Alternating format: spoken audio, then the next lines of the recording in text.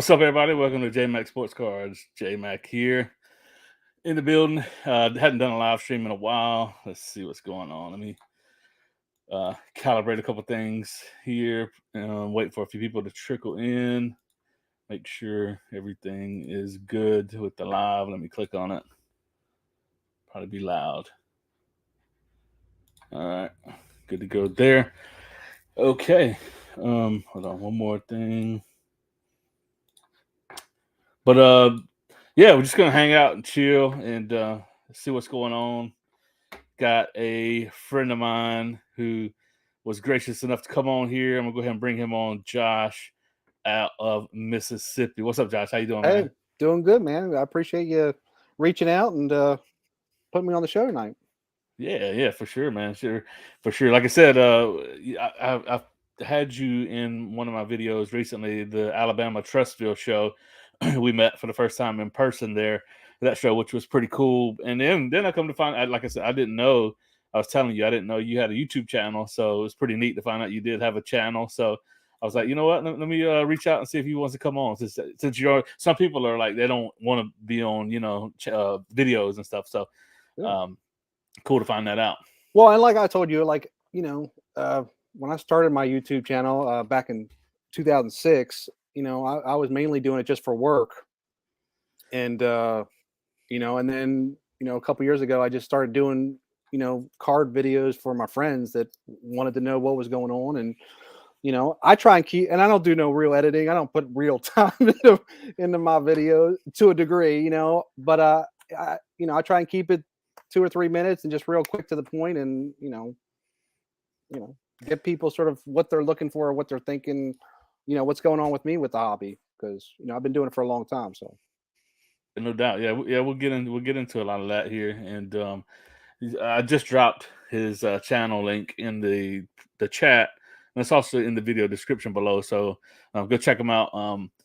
Like I said, his videos are short and sweet. So I wish I could drop them that that short and sweet. But I have started doing a few of the YouTube shorts because I think that's gonna I've been sort of content creating for a while. Like the YouTube thing here on the sports cards is, we've been doing it a couple years, but been doing it on another platform. Well, doing another channel on this platform for a few years. So a little bit more of an OG on YouTube here. So, and I've been wanting to do more live streams, but it just, I moved from North Carolina to Arkansas. There was a lot going on, so I wasn't able to do it. But so yeah, because I enjoyed the live streams because you can hang, we could take stuff from the chat, see what everyone wants to, what other people were talking about. It's a little bit more community driven, you know what I mean? sure, yeah, and I'm willing to talk about whatever in the hobby. Doing it for a long time, so Yeah. and everybody's got a certain entry point, exit point, of when they've come in, when they've come out, when re-engaged. That I think those kind of stories are always unique to to have. I appreciate it, Richard. I appreciate you subscribing to the channel. Check out some stuff. We're gonna get into some stuff today and talk about stuff. So I'm excited. Whatever y'all want to talk about too. So Yeah, well, let's talk. Let's start with that. Let's start. Well, when did you get into hobby? And I'll talk about. I don't know. I haven't really done much of my sort of background in the hobby. But maybe we could start with that. When did you get yeah, in the hobby? Why did you get in the hobby? And those kinds of things. sure. Well, I'll tell you, my dad was heavy into the hobby, especially baseball cards, growing up, and the main collection of cards that he would collect was Cal Ripken cards. So it was always baseball and collecting Cal Ripken. We would actually go. We didn't live that far from Baltimore at the time, so we'd always go to a lot of Baltimore Real games. I actually have two. Now I'm bringing it up. I have Yeah, two. show it off. This is the Topps Cal Ripken SGC 8 that my dad had in a. Let me get it right there. Had in a screw down that I just got graded. He just gave it to me recently, and then I also have the Cal Ripken minor league card, red trust. Oh, So those kind of is stories. it? There's like a orange border one, right? The crazy rare one. I saw one at a show one time. A guy came in. and like was asking like what to do with it, and we were like, get it graded. You know what I mean? So that one, like, there's like a crazy orange minor league card that goes for upwards, I don't know, 5 figures, right? Yeah. So and then eventually, like a couple years, not too long ago, my dad gave me those cards and was like, Oh, that's cool. I want you to grade them and I want you to keep them. So I'll pass them down to my son. So that was part of it. And then, like, I'll tell you, when I really got heavy back into the day to day stuff was more back in 2017. So this is before the pandemic. This is before the hype and the stuff. But when Patrick Mahomes' rookie year, and we can get into some retail stuff too, but if you go back to 2007, Patrick Mahomes, Deshaun Watson, things like that, and I'm a big football fan overall. Um, Back in those days, you could go to Walmart, Target, whatever, and that stuff was on clearance. Eventually on clearance. There Yeah. wasn't like it was, like we've had the past couple years. So it's kind of a sort of a weird entry point. And then when the Chiefs won the Super Bowl, I had actually had a bet that I had placed a bet that the future bet that Kansas City would win the Super Bowl back before the season started. So once I won that bet, I went and purchased some Patrick Mahomes rookie cards. And this, like I said, this is all before the hype of everything that went on. And then I made serious profit on that, and that sort of just I rolled profit into profit into profit from that point on, with whatever I was purchasing. That's sort of how Got it. my you know history was with cards. And Got it. then now with my son, my 10-year-old son, getting into Pokemon and other different kinds of cards. The market is just a variety of different things, so you just gotta you know be with it. So that's Yeah, where for that's sure. where I was. Got you. No, that's awesome. So that was your dad's what's up, collector's dream. And Richard, welcome everybody. So that was the first cards you ever got graded for your dad ever had graded. Yes, first cards my Yeah. dad ever had graded, and they gave me a couple Oh, other Cal Ripken rookies that were raw that ended up selling.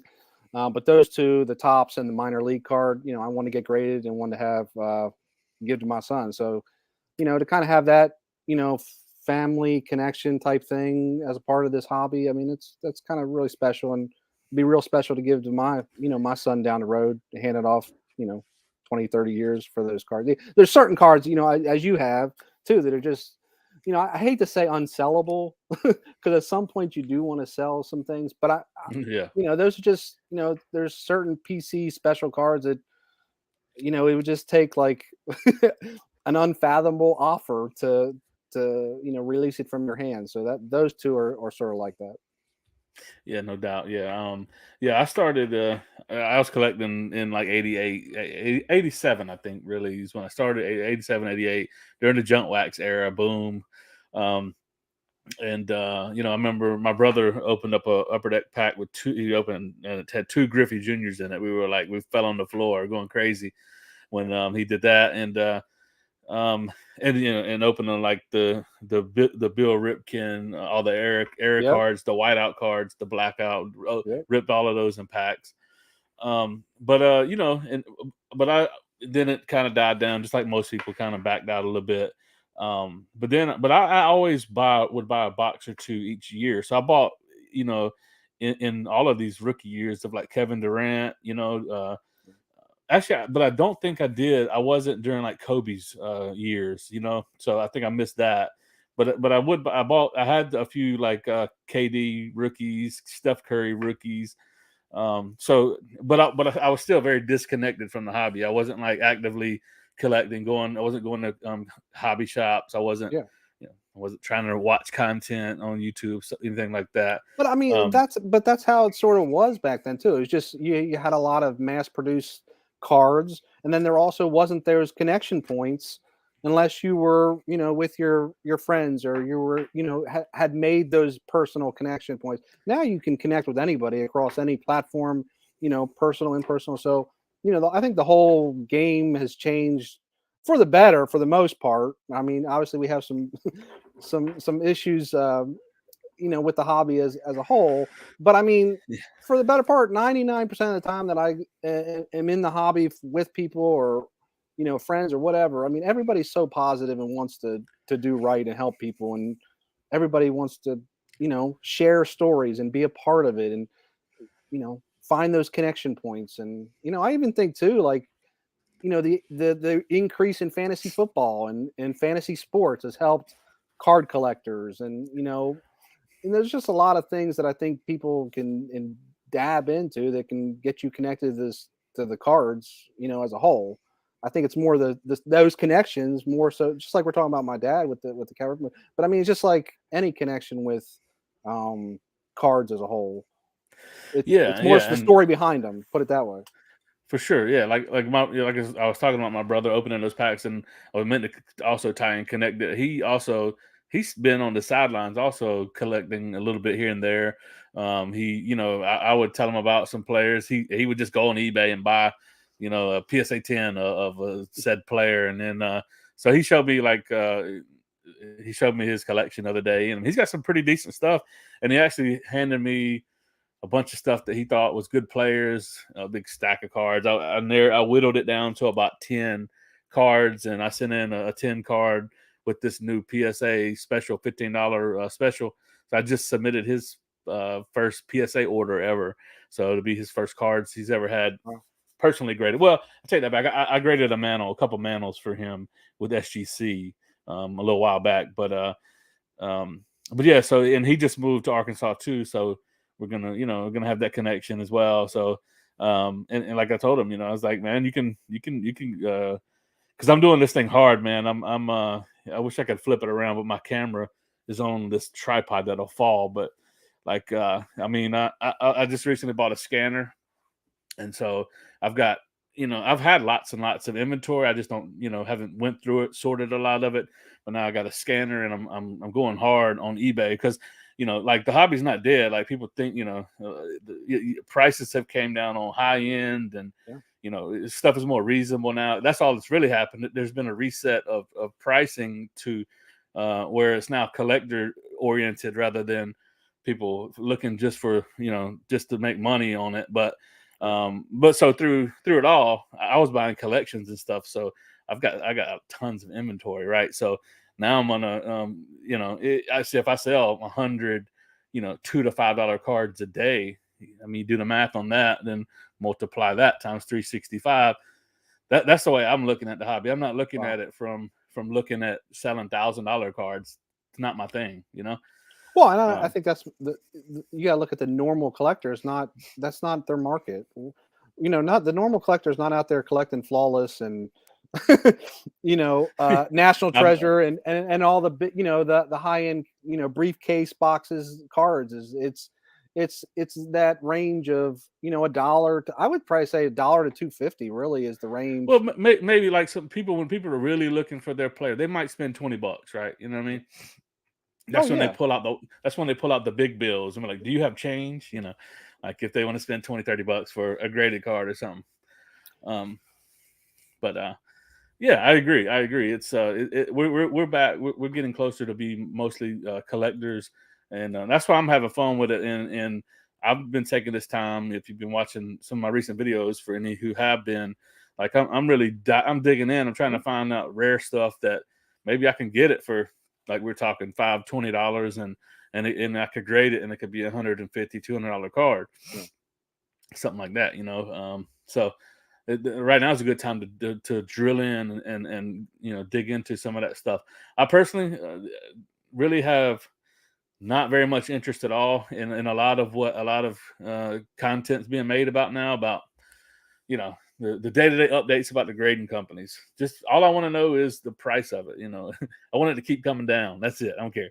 But there's interest in how many are being graded, stuff like that.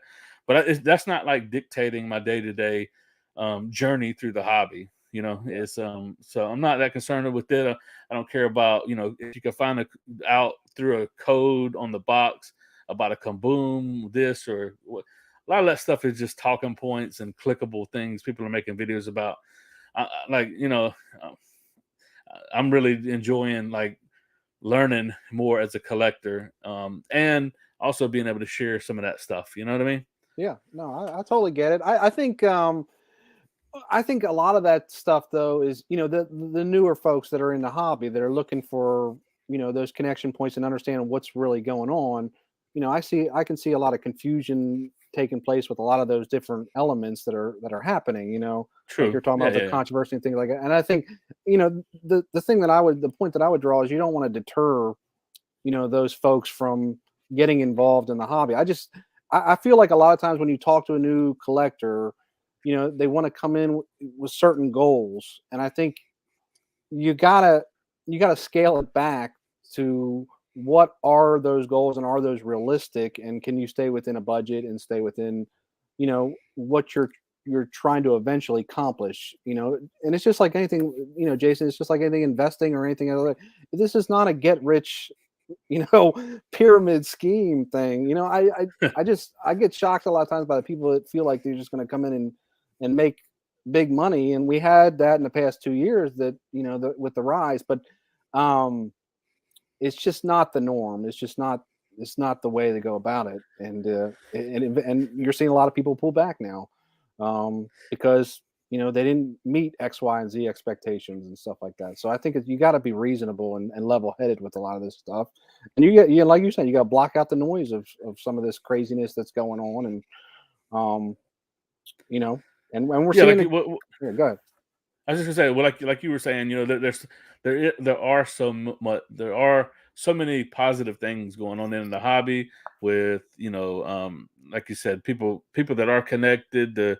Like I've been enjoying on Instagram. People have been posting their collections, and so I've started like following a bunch of people that have really cool collections on Instagram, intentionally to see just cool cards rather than like the ones that, yeah. And now, like I said, I don't want to talk out. I don't want to sound Yeah, like I'm talking out of two sides here, because like what I was referring to is the meme side of the hobby. You know what I I got mean? you. The meme, which because I The enjoy that too. clickbait is basically what you're saying. The clickbait. Clickbait and me like Lamine Yeah, James. I don't know if you yeah, follow him, but he's yeah. hilarious. He makes fun of everything in a hobby, which is cool. It's funny, and I enjoy it, and that's good bathroom material. You know what I mean? But anyway, I said there's a lot of positives going on. There's a really there's probably positives way far outweigh the negatives in the hobby. But like I said, if something negative does happen, it's all the content you see, and it's like that gets old quick. So like I said, I've intentionally been intentional about following people, that are more collection driven, and just, what I mean. So Yeah. you can take this thing any way you want, like as far as in the hobby, or really within any niche or any part of social media. You know what I mean? Yeah. Well, and I'll tell you, one of the best YouTube channels out there. I don't know if you've seen it, but Chasing Cardboard, I think, is one of the best YouTube Oh yeah, collection, how to treat people, how to be in, like just bar none across, the production level is super high too. But if you're yeah. looking for positive, feel good, 30-minute videos of the journey of sports cards and mainly collections of people, that really are the backbone of this hobby at the end of the day, that's a wonderful channel. That's a great point. That has far become that. I mean, when that comes on, that's like like I watch like all the Gold Rush on, Yep. that's like when one of those shows have dropped. I'm like, can't I DVR it? Can't wait. Not well, it's not DVR now. Whatever.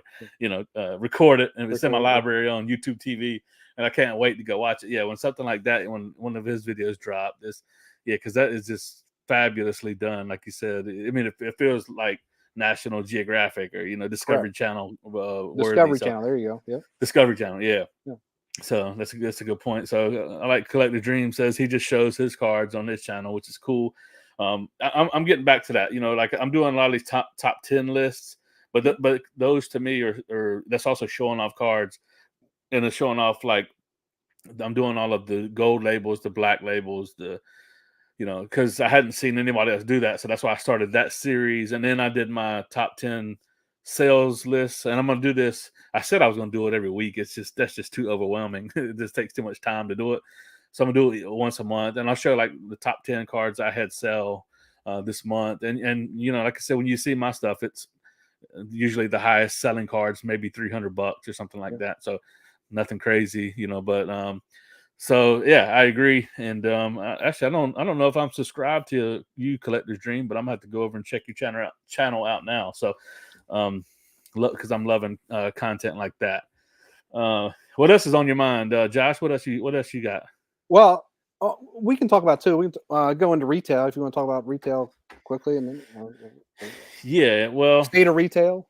state of retail is it's in bad shape. It's in shambles. Well, it depends on where you're coming from. Me and you were Correct. talking a little bit about it. Like it's really good for kids, and it's good for someone with just like a weekly few extra dollars that they really don't mind. And it's almost like if someone doesn't mind going and buying a couple scratch offs or something like that. That's pretty much what retail is these days. But the problem that has occurred with retail wax in basically all products now is that it's so watered down that and there's a million different parallels. Just take a look at my series I got going on about rarity. LaMelo Ball I'm sorry, in 21-22, Select, Cade Cunningham has 172 different parallel rookie cards in Select products. That's across all the concourse, premier, courtside, whatever other Yeah, the different level they've added variations. Yeah, this year. Yeah. And then all the other like inserts, like all of the whatever the names of the rookie inserts that there are. So just think about it. In one product, he's got 172 rookies. Put that beside Mosaic. Put that beside Prism. Put that beside all of the lower end products, Court Kings and yeah, Panini base. All of it. Like I said, and I wound up doing the research, and there is 60 different NFL 21 Trevor Lawrence that 5 class. There's 60 products, and if there's 100 rookies parallels in each product, the math is 6,000 rookie cards of yeah. one player. And And then but the thing is, that's all fine and dandy, but there's a few of those 6,000 that are actually true chase cards. You're not going to get them in retail. So correct. in retail, you're going to get the mass produced, overprinted.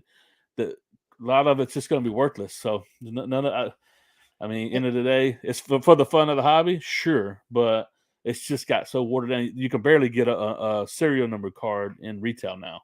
correct. And it hasn't always been like that though. And and just like you were, you referenced point too about going back to the junk wax era, in the '90s and stuff.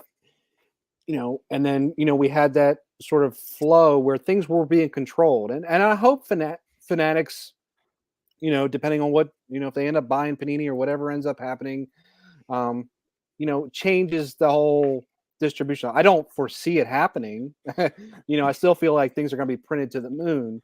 But like you're talking about, if you're going to run 70 different parallels of the same card, okay, at least put half of them or put more of them, I would say, in retail and try and control the print runs of some of this stuff, because the print runs is like you're saying about if you're going to print to the moon, you know, include some of those things on the retail side to make it desirable, because you're going to kill off retail. And I don't know if that's part of the game plan too, is just to say, hey, we're just going to focus on hobby boxes, moving forward. I sort of feel like, you know, that seems like it's the only game in town if you want to rip new products to a degree. If you want to hit something fairly decent, even though, like to your point, it's not necessarily rare. Um, but Fanatics has got a huge investment in all this as a whole, and all of us right now are hoping and trusting that they're going to get a handle on things. But just some of the things that even some of the tops mistakes, here recently with some of the recent releases and stuff, the flagship products and stuff. I mean, I just don't have high hopes on that, and sports, sort of speaks to the modern cards as a whole, which I think is sort of sad, but it Yeah, is what it like is. I saw going back to chasing cardboard. He got he does a live stream. Was it Mike and Ty? I think whatever. Yeah, And he said, because he's got connections and stuff, but because all the buzz was that Fanatics was buying Panini, but he said he's starting to think that they might not buy Panini. And then so now if that occurred, if that is the case, if that were to be the case, that would be really really good for products in general. Could you imagine that if it's just tops, right? And they're only putting out tops chrome, football, basketball, baseball, and then I don't know what their high end will be. What's their high end? What's high end baseball? I'm There's a couple top, of top, triple top. triple Yeah, go ahead. something like that. No, go ahead. Well, I was gonna You say know it's Chrome. Chrome is the the main flagship, flagship. but I'm Yeah, talking about like the what's the impeccable, or what is the impeccable. or like the national treasures of baseball. If anyone in the chat knows it, but I know Tops has some real high end where They do. it's all like game used and just real high end stuff. So but that would be the part that I think they may be missing. Dynasty, there you go. Yeah, there you go. Appreciate that. So they do have a set, but I think there would be a little bit more of an appetite for something like National Treasures with Tops if just Tops stayed. But that would be just fantastic because Tops has made they have been upping the amount of parallels to different refractors, but they haven't been doing it nothing like Panini. Panini's been Correct. doing it on a stupid level. I don't know what I probably should do the research on that and find out how many different refractor parallels the colors of Tops has now, but I know it can't be like it's probably half or less than what Panini's doing. So if they could, if it was just Tops, I mean, Tops Chrome basketball and football would, man, I'd be stoked. And then you'd have Bowman, but again, it's just a couple products rather than like Panini's got so many, 60 football products. Yeah. And that's what I'm Or saying. If you could shrink that down and focus more, and we're talking too about it's not just the quantity, it's the quality of these cards. Even when you do get a hit on some of this stuff, the quality, especially Panini wise, just it completely is horrible. It's not worth yeah, grading. It's to a large degree. I hear all that all the time. It's really difficult. And I think some of those things I'm hoping get improved. I would like to get relic or mem cards that were actually game used. you know, Nowadays well, it seems like that's a lost art. well, Gave that you up, think about and that though. You got to think about the why that will be the case with Fanatics because they pretty much own the parallel wardrobe parallel. They already kind of own that end of the sport, and then they're tied in with all the players associations. So I think they're gonna be able to easily provide the I hobby hope with so. I lots hope of you're game right. used, right? I hope you're right. I hope because that's sort of what made. I mean, that makes the hobby special to a degree in my mind. Having some of that game used or game worn materials in some of those cards. I mean, it makes it fun. I mean, some of this other stuff. If we can get rid of redemptions, if we can get, there's a lot of things I think that would tweak things that would make people feel. I'm not talking about like value wise, Jason. I'm Yeah. I'm just talking about like feel better about like cards in general. If you know, got rid of redemptions, you had real relics, you had like quality cards not printed to the moon, like those type of things. I think if they could, you sticker autos, I think that's a great point, HT Sports. Like everything should be on card autos, period. There shouldn't be any Es- sticker eh, autos. Especially anything basically serial numbered. Like I could see Yeah. maybe coming out like if if there's the cards that are just maybe there's 1,000 of them produced and they aren't serial numbered. Okay, but Yeah. if it's something special, if it's like to 99 to 49 to 10, and by all means, please, if it's a 101, don't put a freaking sticker on it, right? Yeah, correct. I mean, I mean, it's and even with the sticker autos, obviously the athlete is having to sign their signature in a smaller frame of reference, just like you do with the check or anything else. So, I want that athlete to be able to sign as much space as they want to and however they want to do it, within the confines of the card. That's the type of stuff. That's what makes a lot of those cool, unique, people put, like you see athletes now on some of those other higher end cards putting, when it is on card, putting nicknames or putting little inscriptions inscriptions. and things like give them the freedom to do those things. And I feel like a sticker doesn't do that at all. Now I want to go back to a quick question that was up there. It says, Collector's Dream asked about, do you think, we are in the new junk wax era and base cards are being tossed. Base cards definitely are, being tossed. I don't think we're in the junk wax era, even though things are printed in the moon. I think it's more of we're in the junk slab era, where everything that you're talking about, Jason, that is a parallel or is a numbered card is being slabbed with PSA, SGC, whoever. And we just got a millions of slabs of cards for these millions of parallels, and they don't really have, intrinsic value at the end of the day that, you could get behind as a whole. Yeah. And that's, sort of going back to some of those issues we were talking about with retail. So, Yeah. that's where I'm at I, with that. I don't think that, I don't think we're in the, I still think, yes, the quantity is being printed to the moon, but I don't think it's like it was, back in the 80s and 90s, like you were talking about, because it was the same card being printed over and over and over and over yeah. again. That's That's the not difference. happening. But I will say, and that's why you know, and I don't remember who I heard coin that term of being artificially artificial scarcity is that is the terminology I used in Yeah. the series I'm doing. But I think if you look, like I said, if you just take one player and look at all of his cards as a whole, you know, look at all of Cade Cunningham's cards in one product, and if you just say, well, how many of those are there? To your point, there are now chase cards in that lot. Let's say I'm just going to give a nice even number. So let's say Cade in Prism has 2 million cards Okay. printed. Okay, I think of the 2 million cards printed, there's probably going to be 1,500,000 that are going to be junk wax. So I think we are in a junk wax era, but at the same time, it's they figured out the way to always keep.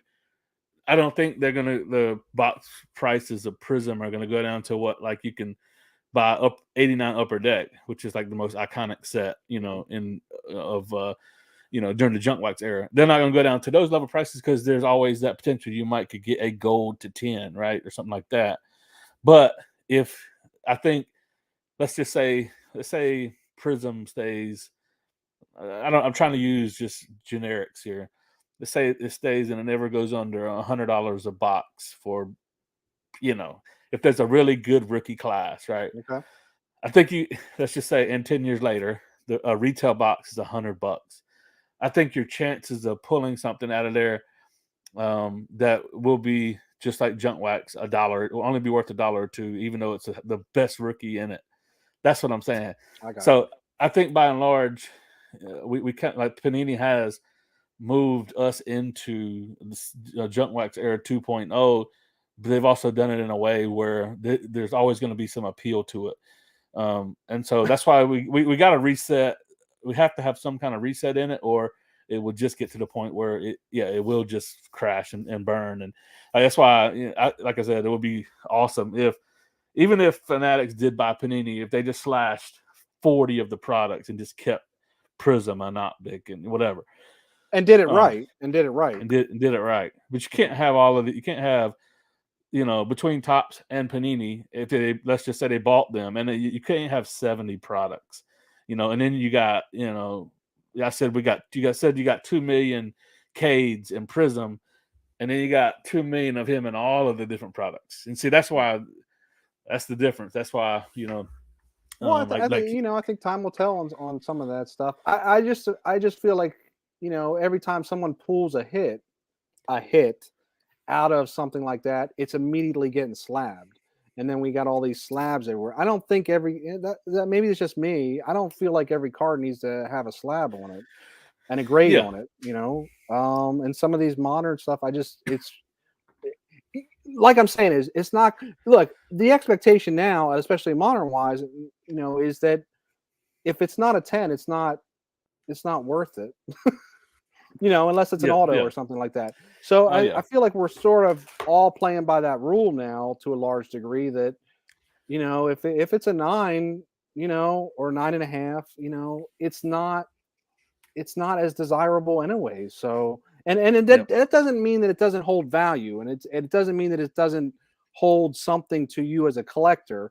But I'm just saying, a lot of those cards that you're talking about that are in there that people are feeling like, man, this is my big hit. I'm just like, I don't, you know, because of the quality, because of a lot of other factors and where we're at, I don't feel like it needs to immediately go to PSA or wherever you're sending it to. No, you're 100% right, and it's this goes to the point you and I were talking off of air that we hadn't touched on, but it's like in the stock market when the stock market is going crazy and it's a bull market, penny stocks and speculative stocks, you can like whatever 100x your money on those, so it's you don't look like a fool investing into penny stocks in a upward trending bull market, right? And so that's what we were also in with the hobby. But now that it's reset and resetting, we've all had to reset. And that's what I was saying to you that like in the stock market, you can just sell off all your stocks Right. when you think, we're turning that corner, and you can get out pretty quick. Well, in this hobby, like if you had orders out to PSA and it was all of that stuff, but it was a different time when you sent it, but now you're going to get it back and it's too late. Yeah. So there's this lag in sports cards, and even if you did want to just sell all of them, you'd have to sell your collection or something and sell it at a real big loss. So I guess you could do that with sports cards too. But so I think most people have wised up, and well, a lot of people, me too. And it took. I mean, I was definitely prospecting way more than I should. I was slabbing more things than I should. I think I was talking to my wife and brother. We were talking about sports cards. I said I think I've graded over the past 16 months, like over 2,000 cards. Wow. I'm graded, and Wow. I've sold 90% of them. I got maybe a couple hundred, 100, 150 slabs or something like that. But yeah, I've graded a whole lot of cards between CSG, PSA, SGC, and even Beckett. Yeah. So yeah, but now I'm definitely like you're saying, I'm being way more picky, and I'm using. A lot of people pack pull it and think it's ready to go. Like you said, it ain't. You got to use your tools of the trade, look them over, wipe them down, Yeah. and if it looks, and you got to be very objective, and don't look at it like it's your card. Look at it like you're looking over someone else's card, and you say, you know what, I see that that's no good, so I'm not going to send it.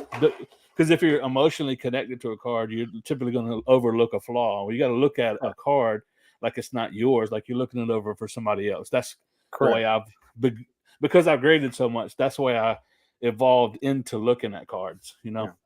Well, and like you said too, if you're getting HT Sports, I see a comment. Like if you're if you're concentrating too heavily on vintage, I mean, it is really, you are not being as particular as you are with modern stuff. I mean, it's not even in the same ballpark, really, to be honest with you.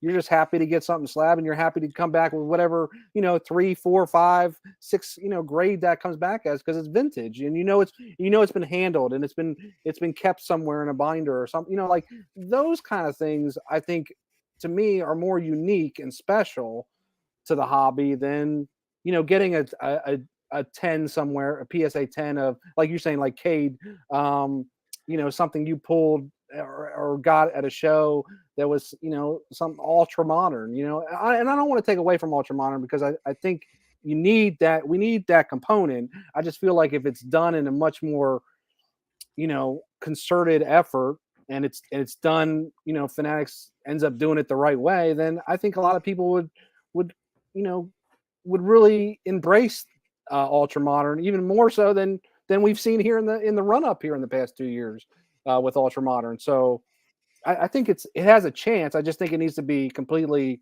reconfigured and restructured, factoring in a lot of what is now going to be what people want to see with ultra modern cards as a whole. So, but Yeah. I'm like you. I love the vintage stuff, and I think that's where the value is. And obviously, the print runs of those things are so small, and especially if you're getting all time greats, like Jordan and Brady and Jackie Robinson and you name it down the road. Those things, 30 years from now, Well, those cards in somewhat decent condition are really cool cards to have. Is 30 years from now, are you going to be coming back to that Cade Cunningham card that, was a rookie green prism, type thing? There was a PSA 10. Exactly. I Yeah, don't some know. green hyper or something like that. You can really be, yeah, no, that's that, yeah, for sure. Thanks, Collective Dream. I don't know if you're heading out, but appreciate you stopping by. So to HT Sports, I mean, I think this never goes away. Ultra modern, like modern players, people are super excited about when they come out and they have a rookie has a 40-point game. People get excited. I Well, think we've this had never that goes recently away. with if you go with Banchero, with the Magic. I mean, geez, his cards just jumped off the market. He Exactly. had like So he's only been he's only been playing for a couple games. It's like, yeah, people have some irrational things when it comes to that. exactly. So People, I mean, and now, and we're in a gambling society, fantasy football society. So that's why AT Sports. I know it's hard. Like I said, I said in one video, I'm between the boomers and the whatever the Gen Zers. yeah. So Well, I can see you and I are I in see that both same sides. boat. We're in the same boat. Right. Yeah. How old are So you, Josh? I'm 43. 43. Me too. Yeah. Yeah, we were exact same age. So yeah, so we were, yeah, we we saw the internet come. We had Yep. to adopt the internet, so, and we did pretty easily because we were in its inception, we saw it Yep. come. So So go DJ ahead. Rips down there says, Vin is great for inflation hedge. Ultramon is great for speculating and flipping short term. I totally, yes, if you're in the short term flip Very short term, yeah. game, and by Well, the way, he's got an incredible channel. He started out with you know 50 subs at the beginning of the year, and he's over 4,000 now. oh, Um, awesome. and I'm gonna he's check them doing a out too. tremendous uh, so I would highly promote anybody go subscribe to DJ and Rips. Really taking a different twist on the whole hobby, and I've been there watching him for a while. It's just he's got sort of a different attitude towards the whole thing, which I think is refreshing, and I appreciate when you can get something like him doing what he's doing, and the big key with his channel is showing the results of at the end of, like, when you do rip a box, you are losing money, and you know what, that shouldn't be the situation in retail as a whole. Not every um box. Yeah, no, not every yeah, box, right? yeah, when you're ripping 90% of the boxes are failures, but it's good for the hobby because I love that people get to see that kind of information, because you don't see that across any other channels. It's just all more Right. about what the hits are and things like that. Well, um to your point, go ahead. Josh, a lot of you may or may not know Josh, but he also has a channel, and I just dropped it in the chat, and it's in the video description if you're watching this on the playback. So just shout out to Josh. Go check him out too, because Okay. he's got good content, and he said he's really not building his channel, but anyway, let's get him It's like 20, really just 30 for my subs friends, to be honest with just you. for uh fun and for friends. But let's get them 20, 30 subs. Y'all go check them out. It's just in the But chat. I appreciate that, Jason. And I do want to say one thing though, too, at least because we've been sort of talking about ultra modern stuff, and I want to go. I want to take a right with this conversation, a little bit. Is I want to go real right, I guess, outside of the sports car market. Go into the TCG market. Where Pokemon and a bunch of other things that have sort of, you see at card shows all the time. We were talking off air about, Jason, about you got Pokemon in the collection that you had to sell off, and looking up what the values of those things are and what those Right. things are. I really think in September, this past September, we really hit a big modern thing that's going on. And if go on eBay right now and you look up Disney Lorcana, you're going to be shocked by some of the prices that you see for some of these TCG cards. Disney's launching a game in August or September of 2023.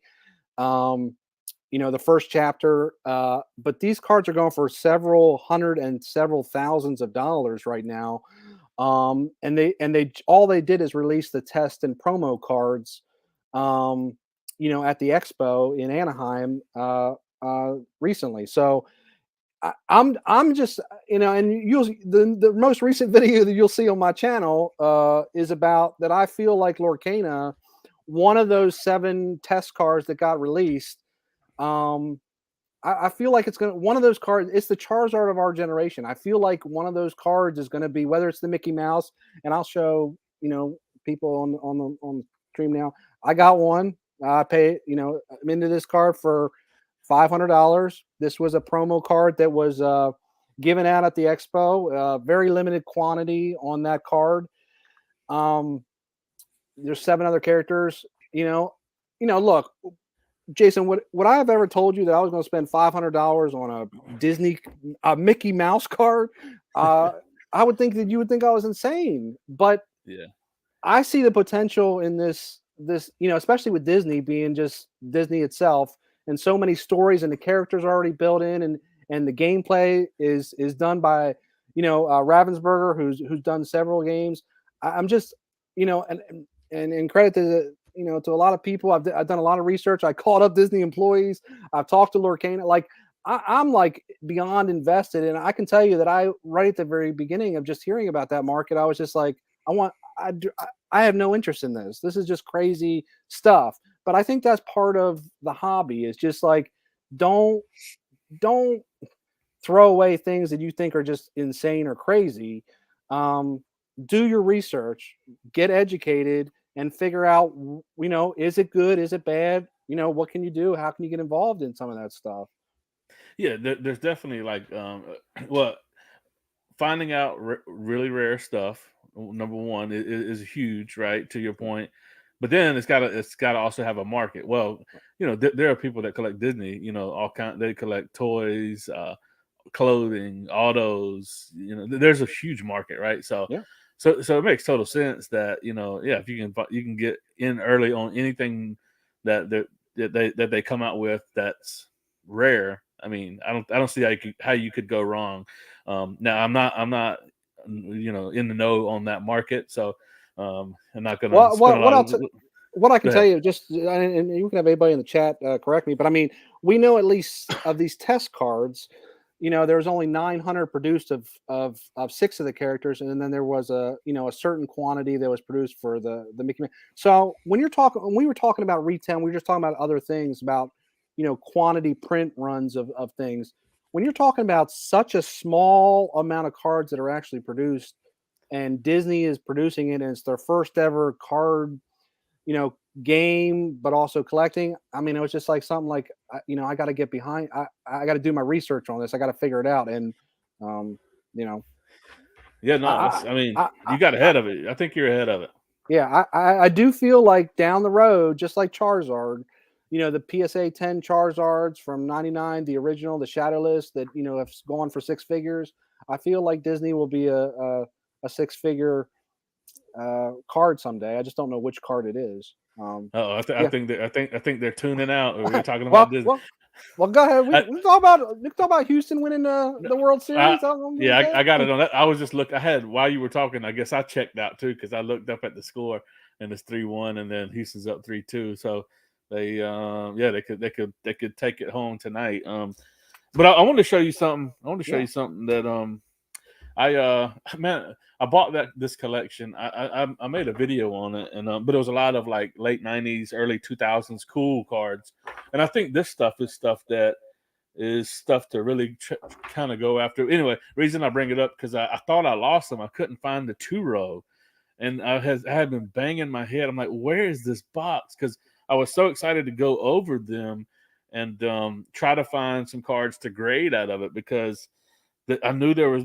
this one set in here. It's called What If Donruss 2004 or five, I think it is. It's like what if Donruss made cards in 1998, and it would be what Emma Smith's card would look like in Donruss in 1988. Oh, Real cool set, and they're numbered to 5,000. Something, not crazy rare, but it's and I have like I've got all of the Hall of Famers, Dan Marino, John Elway, Jerry Rice, Steve Young, blah blah blah. So anyway, I'm gonna show off a little bit here. Jordan hit a moonshot. Okay, so that's what. Let's see. I'm gonna solo layout. I'm gonna show a couple cards here from it because I looked yeah, them over, yeah, and these are ones I'm not sending in, but like this is a work done. This one's numbered. This is a black refractor, number to 500. Is it on focus? But yeah. it was a Griffey Jr.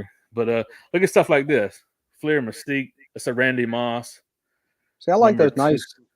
nice. There's the special got a special appeal to those cards. Yeah, that one's to 25. That's a second year Moss. Check this out. It's a Kobe Masters of the Hardwood insert. Oh yeah, I like that one. Kobe Jam Masters. So this was all in that collection. These were all, they weren't going to 10, so I'm not sending them. But these are all going to be going up on my eBay store. So I just got excited looking them over. And like here you go, some Hall of Famers: Marvin Harrison, rookie, Drew Brees, second year, Flair showcase, Thurman Thomas. This is Donruss Elite Series, the original. So you see them, you still see these, but this was the original set, and this is a gold to 1500 Thurman Thomas. And I got like all the guys, Marino, Elway, all those guys in this. Check this one out. A little off topic here, but look at this Michael Vick Dynamite debuts. Isn't that a pretty cool insert? Yeah. So I think, like you're talking about too, like those inserts that are like numbered to 1500, people like, or to 2000, like back in those time frames, that was rare. That was rare, yeah. That was rare. Yeah, and it still is rare. It is kind of rare because they just made those sets to 1500. They didn't make 10 of those parallels. So there's the base card, and then a lot of the times with refractors, there's like a gold and a black, right? Yeah. It depends on the year. So there's a refractor to 500, a refractor to, it depends, like I said, on the year. Some of them got to 199, then to 50, and then the base card. And that's the only parallels, right? Yeah. So, like the Donruss Elite Series, they had the gold and they had silver, and I don't know if they had bronze. Silver's like to 5,000, the gold's to 1,500. So yeah, there's 7,500 of them, but I looked them up. Like the pop reports on those are low. And the ones that did sell that tinned, so I think I had only 2 of them that were, I think, got a chance at tinning. They sell for a couple $100, and I was into that collection for like $500. So, but those had like special. First off, those players, yeah. those are named players, and they always got a market. Yes, and they always have a market, and they also, like to your point, those cards were special at that time. They still are special, but I think sometimes we all get lost in, what's currently going on in the hobby, and with the numbered stuff and specific. A lot of those cards you had just threw up there were like they had really cool eye appeal. And back then, when you see a bunch of like stuff that didn't have eye appeal, like everything has eye appeal now, I feel like.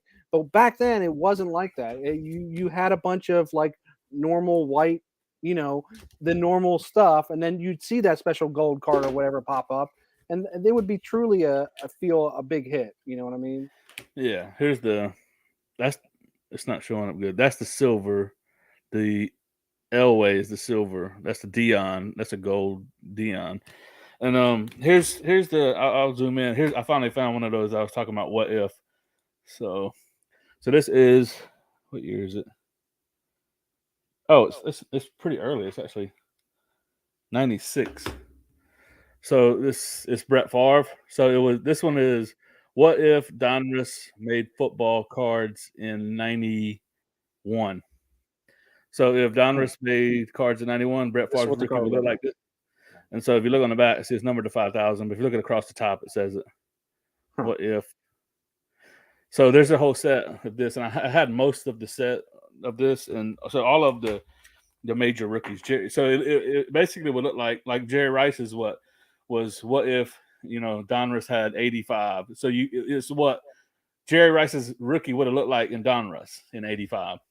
Gotcha. So yeah. pretty cool. Pretty cool. That's unique. Yeah. So DGN says, I'm pretty new to the hobby, but I really dislike that when a new set comes out, the previous ones plummet in value. Donruss plummets after Mosaic plummets after. Yeah, that's when you're getting into where it's literally a race to the bottom, because this is just where people are. This is just the roulette wheel of the hobby that you really want to kind of avoid. The only way you can play this game is if you got to be very fast to sell. Correct. Oh, and the first to get it too. First to get the product, first to sell. Yep. First in, first out. So see, that's where people with the licenses, not the licenses, the distributor connections and things like that. They can get the distribution. Yep. And they've got it in hand. They've ripped it, and it hasn't hit retail yet, or it hasn't hit hobby shops yet. Yeah, so and that's where that's a little bit of a gray area of the market. But as far as you and me, if you don't have those connections, then it's an area we should probably avoid. But that's something you gotta. I'm sure it sounds like you maybe have learned the hard way with that, DGN. Yeah. And I think, but I here's what I want to say on the positive front on that is I do feel like that can be corrected. It can be resituated and reconstructed to where that actually is not happening and you're not racing to the bottom. So, I still have hope for the future that things will get better. Yeah, yeah, and like you said, if there wasn't as many sets, and as products released, if it was a good rookie class, then they would hold value Oh, as well. Without injuries and things like that to go on. But you see, that's the thing with prospecting. You can't factor in any of that stuff.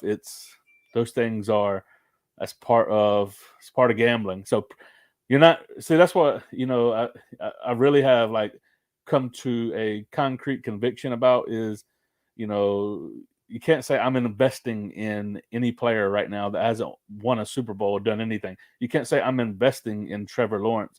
I'm investing in even Jalen Hurts. You're not investing. You're still prospecting. You're yeah. still speculating, or maybe even you just say you're gambling because let's say next week Jalen Hurts 7-0, whatever it is, tears his ACL. AJ Well, Brown, we AJ saw AJ it this Brown, year. We saw how much. Look at the Trey Lance run up this year that happened before he got injured. I right? mean, it was But insane. I'm using like this like Hurts is kind of moving into like he might be the MVP, Yeah, right? Well, that there's still the possibility, guys, that he could tear his ACL next week. AJ Brown gets in a car wreck after a late night after a win at a strip club. Being real, right? I mean, they're celebrating. yeah, okay. They're celebrating in Philly, boy. They're going crazy. They're loving you in All Philly right now, Jason. all this is on the table, like for real. So you're not investing in those. So the only people you can really invest in players that are current is Tom Brady. He's an active player, but I don't care what happens to his year. Yeah, Like you said, I heard you say it too. yeah, He could go 0-17. You can correct, still invest in Tom Brady, right? correct. You Yeah, you can't invest in any of these other players. Patrick Mahomes is borderline, right? Because he's got a Super Bowl, but he could have a shortened career if he got career-ending injury, and then his stuff is probably overpriced at this point, right? yeah. But so I don't know. That's the way you got to think about it. And it took me a while after coming through the hype cycle of the hobby for me to see that clearly. When I heard other people talk about that, I was like, oh, here go the boomers again. Here go the Yeah. vintage crowd. So But they they were always right. they're right, and that's why they've been around the longest too.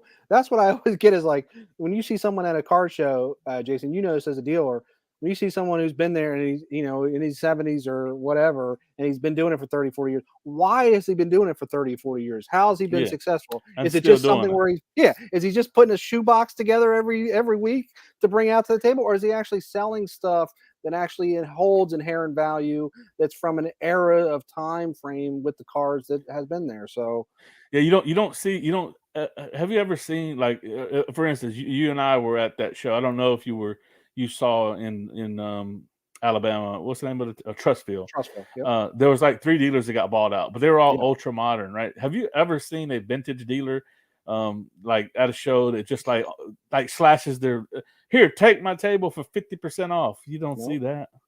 no. You In don't see fact, they're it. the most stingiest, to be honest with you. Yeah. And like I I was mean, telling you, like even at that Trustville show, I was trying to get a Jackie Robinson, and the ones that I wanted to get, I mean, there was no movement whatsoever from the dealer, and as rightfully so, to be honest with you, with some of those dealers, because why should they move? Those things are iconic. Those are vintage, incredible cards. They deserve the price that they have. You know, yeah. For sure, for sure. Good point, DJ. In basketball, there's a few guys for sure. Um, yeah, Steph has certainly concreted his legacy. LeBron as well. Giannis is definitely on his way. what? So And Giannis is selling like crazy right now. yeah, I, he's you hot. know, Well, they're undefeated. yep, they're undefeated. But yeah, and I get from in the next comment there about from the what does Mickey Mantle, Will Chamberlain, et cetera mean to any of us who have never watched them? I agree. Look, and look, even me and Jason just saying, we're 43 years old. I didn't never watch Jackie Robinson, but I think it's also look.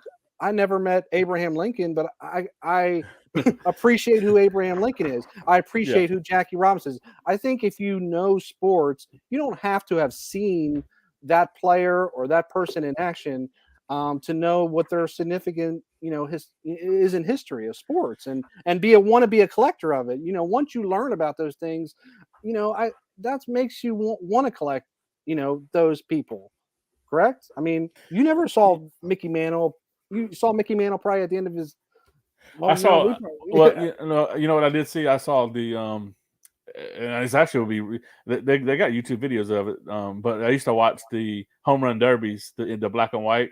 When I was a kid, so you had Ernie Banks, Mickey Mantle, Roger Maris. Was it Mickey Mantle in there? He might not have been, huh? I don't know. I can't remember. I know that's what I'm Roger saying. Maris was. But a lot of those guys, yeah, you could watch them. But I think you can go on YouTube and still watch the home run derbies, the early ones with those guys, which was crazy to watch. Um, but let's Well, see. it's like the same thing. I'll tell you. And he brought up LeBron James. It's like and I asked my son, who's the greatest basketball player right now? Yeah, Well, LeBron that, James, because that's who he knows. But I was like, well, what if I told you Michael Jordan and Will Chamberlain, and I told you, what they accomplished, and you put it yeah. up against LeBron James, it wouldn't even be to me a comparison on some of these folks. To be honest Well, with you, that's the thing, Josh. I know you watch Jordan and me as well. So so having watched Jordan and then watching LeBron, like everyone, and that's why you see all the guys who played with Jordan. They all say Jordan's the greatest, Jordan's the greatest, Jordan's the greatest, Jordan's the greatest, because they saw Jordan and they saw LeBron. And yeah, so you and I have the privilege of we saw them both. It's not even like LeBron is in nowhere. He's not even in his category with Jordan. So I know if some young dude is watching this, he's gonna be like, "Oh, here, there they go." But I mean, I actually, with my own two eyes, like there's nobody as clutch as Jordan. correct.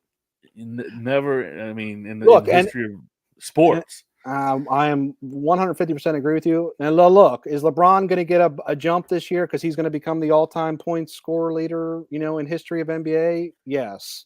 Is he going to hold that mantle? I don't know. Um, some of these modern folks, they hold their certain place. Like he was saying about Steph Curry, change the game.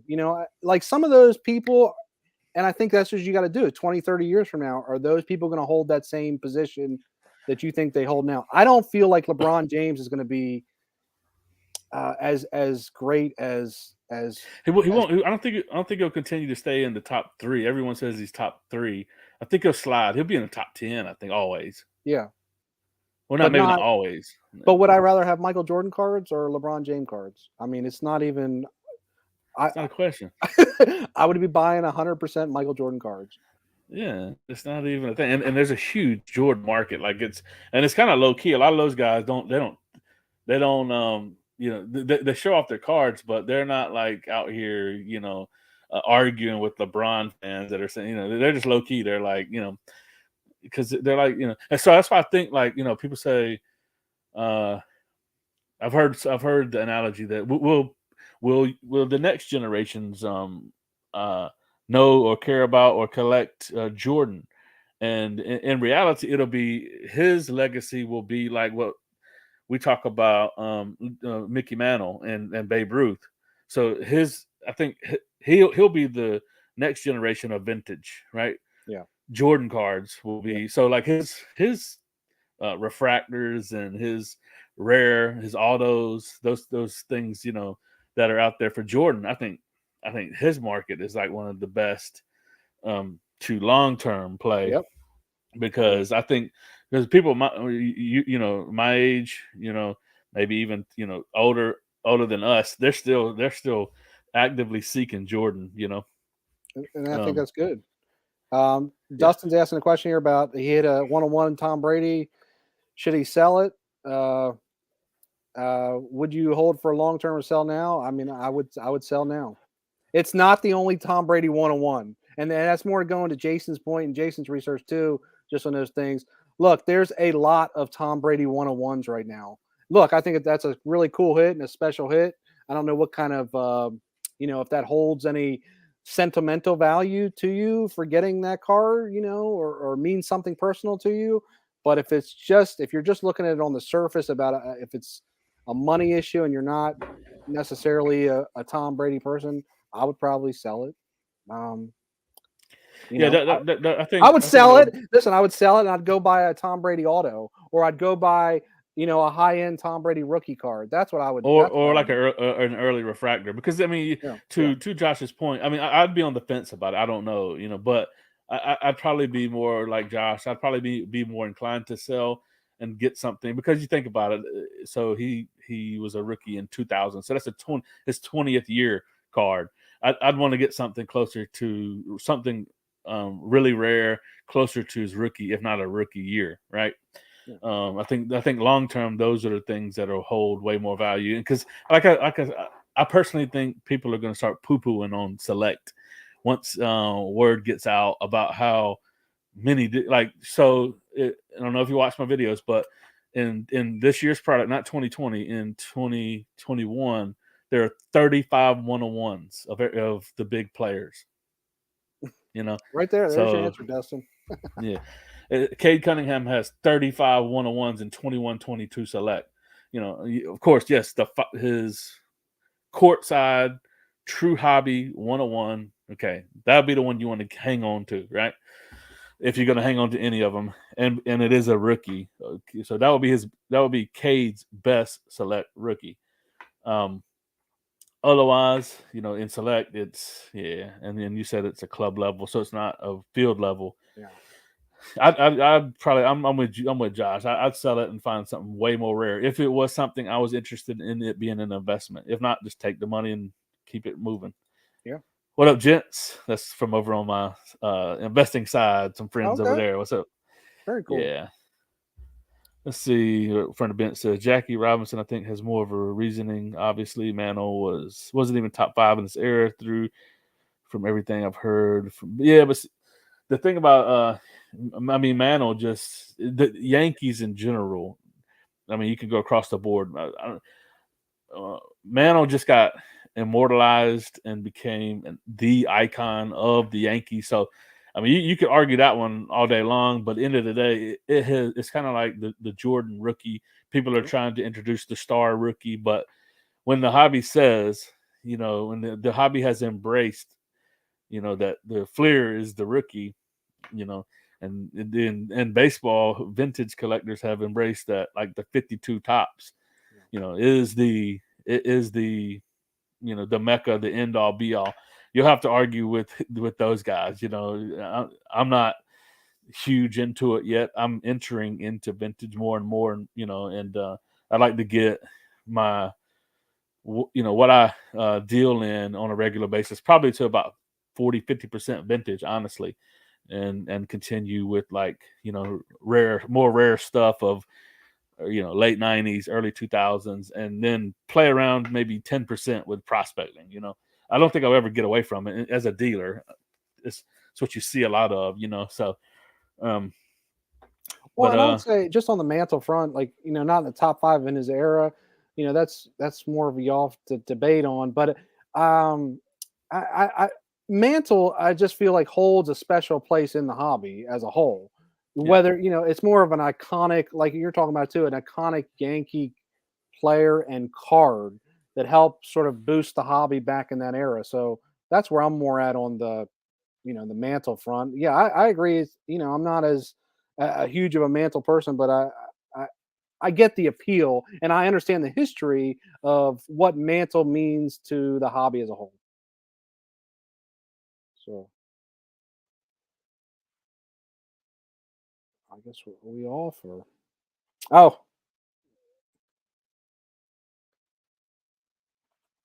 all right. It seems Sorry. all Oh, yeah. right, There, my bad. no worries. You got hear You me? want to go to this? Yeah, let's ask that last Pioneer Markets asking about the social media boast the Yeah. popularity of the Ripken Air card, which I have. Should I Seems spring for it to get graded? Is it worth it? Never got a card graded. those are multiple layered questions. I'll take a stab at it first, and then I'll let Jason go. Yeah, Um, go.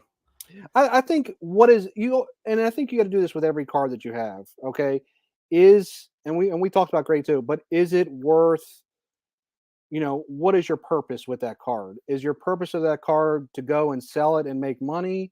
Or is the purpose of that card is to get it graded and to make it part of your personal collection? Like have an intent for each card that you get, whether you purchase a mass collection or if it's just down to one card. And then, so that's where I would start in that. And then I never got a card graded, or is it worth it to grade? I think it depends on what it means to you. What's the value to you as a person, as a collector, and what your plan is for it. The Rifkin Air card, I don't think is as heavily sought after on today's market, even though, like we were talking about earlier in the chat, Jason, like that, the Rifkin Air card was one of those sort of iconic cards growing up that we experienced, trying to find, especially with the bat and things like that. So it's sort of like it would hold a special place with me, especially, like I was talking about with Orioles and things like that. But as for trying to make something out of it, I don't know. You know. Yeah, I mean, I would say it is one of those cars that will always have a market because I've seen them around at shows and people. Yeah. It's even a card that's faked. So when a card gets to the level of being faked, like a guy came to my table one time with one, and I was like, "Where'd you get that from?" And he showed me the dealer. I said, "Dude, that's faked. Go get your money back. That's a fake." So yeah, I mean, if it's in really good condition, grade it. If like I'm saying with Josh, what are you gonna do with it? If you like, if it is to grade it to make money, then look at what it's selling for in different grades. If you got grading's a math game, right? So you got to play all those factors out. You run the math on it if it makes sense. But then if it is just something you wanted to keep now, grading costs has come way down. Yeah, if it's something you wanted to keep in your collection, have graded, then yeah, I mean, right now grading costs are finally back down to very reasonable levels. So yeah, definitely a personal preference. There you go. Mantle was Brady, but insanely popular, and I've heard that too because Brady's sort of not that likable as far as a person, like. But like Mantle used to go, he'd hang out at bars with people, and you can meet him, you can have a beer with him. So home run king, but then you could go, and he was very likable in public. So um, stop. If the hobby starts to shift to vintage, do you see it continuing to the same 4 to 10 players per sport? Now vintage is like vintage is very set driven, so it's set collectors so in other words, if you can find high grade, even low commons, vintage is a whole different world. It's not like it's not like this like modern and ultra modern where most cards are in good condition. With vintage, it really is about condition. If you can find a collection that has a lot of cards that are all in good condition and someone is selling it at a decent price, you should buy that collection because a lot of common vintage, high grade, 7 to 8 to 9s. I mean, you can sell those things for hundreds of dollars. So if you can find a collection, or you can find a bulk lot of. So in other words, no, it won't be just a small um, part of each sport. Not just like Wilt, Kareem, whatever. Name a few players: Mickey Mantle, Hank Aaron. It's not just those guys in vintage. Vintage is it's set by set. Um, a lot of them are really rare, and if you get into the 50s, they're hard to find. So it's a whole nother world. Vintage is, and Yeah. And so like I yeah, said, you're hearing about, the 4 to 10 players that you hear everybody talking about. But yeah, going to the big Jason's money point, ones. yeah, if you're Jason, going to Jason's point, if you go to a car show or you talk to, a collector, yes, it is not about just that one, big card out of the whole thing. It's about collecting all those from that particular era. And I think there's a whole bunch of, players that fall into those categories. So yeah. In recent shows, I carry just a 2-row vintage box, and I get more people to my table from having that vintage box Then in recent shows, this is where when after the market started doing its thing and going, I'll have a lot of people come over. I always have an amount of people to come over just to that vintage box, and they're building sets. And if I got cards, they'll pull. So I'll sell. It might only be $1 or two, but in other words, and then I get into conversations with and I get to start picking their brain about vintage and just talking about the hobby in general. So it's one of those things like when I didn't have vintage at my table, it was just the Pelican box guys that would come up, or Josh coming over trying to get lowball me on all my cars. Nah, just kidding, just kidding. Um, but yeah, it's a whole nother world, it's a whole nother side of the hobby that I think most people will eventually, if you stay in the hobby long enough, you'll evolve into it in some capacity, right? Yeah, totally agree. You just got to find your niche of what what's going to work for you and what you want to collect, and really what is this. Not Jason, you do a lot of eBay sales and look through a lot, sell a lot of cards. But I can tell you, like, you have a PC and you have different things that you segment it out. You got a Right direction for all. behind me. Yeah. You got a plan for those cards, and I think that's the most important thing. Everybody ask anybody who's getting into the hobby. I just have a plan for whatever you're buying for. Where is that card gonna go? Is it in your PC? Are you gonna keep it this way? Are you gonna sell it? What are you trying to do? And I think once you do that, that makes the whole hobby, I think, a lot easier for you as a collector if Yeah. you I, can just get that foundation. yeah, I think it makes it a lot harder to stay in the hobby if you're not a collector because like even when I buy, even let's say when I buy collections, or even if I go to a show and buy a big bulk lot, I'm always trying to like include in one card or so that I just really like into it somehow. Even if it's just a $5 or $10 card. Say I'm trying to pick up 40, 30 cards from somebody's table. I'm always trying to include something I collect as well, and so that's what's always. I haven't really gotten discouraged through the ups and the downs of this, of what we've seen of the last couple years. And that's why, because, uh, and I mean, and that like, how have I changed what I personally collect and like my personal collect? Yeah, I keep refining it. I keep once I get something more rare of a player that I collect, and I start selling off the other stuff that I initially was buying and thought I was gonna hold forever. Most stuff I probably won't eventually hold forever, but I'll probably get down to where I've got one of the most rare cards of each individual. You know, God willing. Yeah. So like I, But you I, have a I just direction. That's where your pursuit is. That's where your pursuit is. yeah, And it like I doesn't just happen pick overnight. Everybody's listening. no. That takes a lot of time to get to those places. You know. Yeah, no, like I said, I got a Cam Newton. I know people don't like Cam. I like Cam, so I'm a Cam fan. Always have been, and I picked up a SGC Gold Label Tops rookie pop. It's the only one graded. It's the only gold label, and it wasn't on my radar. It just I had an eBay search saved for it, and it came up, and the dude had it at a regional price. I was like, hold up, this is because usually people not just with SGC Gold, but like BGS, they put it at astronomical prices. So you're almost scared to put in like a real low offer on them. But I comped the card and I was like, this is so I said in the message, I said, this is what this card's selling for in the SGC 10, like regular Gem Mint. And I said, I'll pay you 3.5x what it's selling for in a 10. And he accepted it immediately. So like you said, people are now willing to deal, Yeah. and so end of the day, I'll tell you what it was. So it was selling for like $20 in the SGC 10. So I got it for like $70. So a Cam Gold 10, Gold Label Tops flagship rookie card. So I felt really good about it. Under $100 for someone up, Well, and, like I and said. that's the most important thing. You feel good about it.